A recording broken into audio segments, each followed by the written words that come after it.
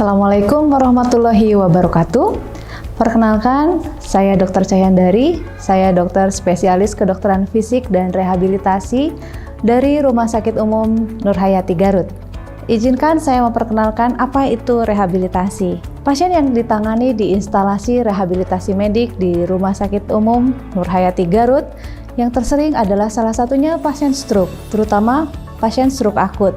Mengapa pasien stroke akut ini penting untuk dilakukan program rehabilitasi? Karena pada saat ini proses reorganisasi otak sedang berlangsung sangat maksimal. Gejala sisa pada pasien stroke ini bervariasi, mulai dari yang ringan sampai dengan yang berat. Tetapi, mau pasien itu bergejala ringan ataupun berat, proses rehabilitasi harus dilakukan.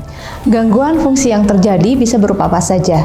Sangat luas sekali apa yang terjadi setelah pasien mengalami gejala stroke. Yang pertama, gangguan fungsi dari fungsi luhurnya. Yang kedua, gangguan fungsi komunikasi, baik itu berbicara ataupun bahasa.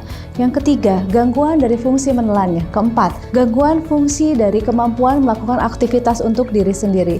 Kemudian yang berikutnya, gangguan fungsi secara psikologis, gangguan fungsi cara untuk ambulasi, untuk bergerak, untuk bangun dari tempat tidur ataupun berjalan, dan gangguan fungsi lainnya yang tentunya akan menghambat fungsi perawatan diri sendiri dan aktivitas hidup sehari-hari. Selain gangguan fungsi di atas, semuanya itu bisa diperberat dengan komplikasi-komplikasi dari stroke itu sendiri, seperti kekakuan atau spastisitas. Yang kedua, kekakuan sendinya. Yang ketiga, nyeri di bahu ataupun nyeri di tempat lainnya. Dan yang terakhir adalah gangguan terhadap perilaku dan moodnya. Tujuan rehabilitasi di fase subakut ini untuk mempersiapkan pasien nanti untuk kembali optimal di fungsional di fase kronisnya. Apa saja fungsional pasien di fase kronis? Yang pertama adalah mandiri penuh, yaitu pasien kembali bekerja ke tempat semula. Yang kedua adalah mandiri penuh tetapi pasien kembali ke tempat semula tetapi alih fungsi atau alih pekerjaan. Yang ketiga adalah pasien mandiri tetapi tidak bekerja. Yang keempat adalah aktivitas sehari-harinya yang perlu dibantu atau disupervisi. Yang kelima adalah aktivitas sehari-hari perlu dibantu tetapi sebagian perawatan dirinya adalah mandiri.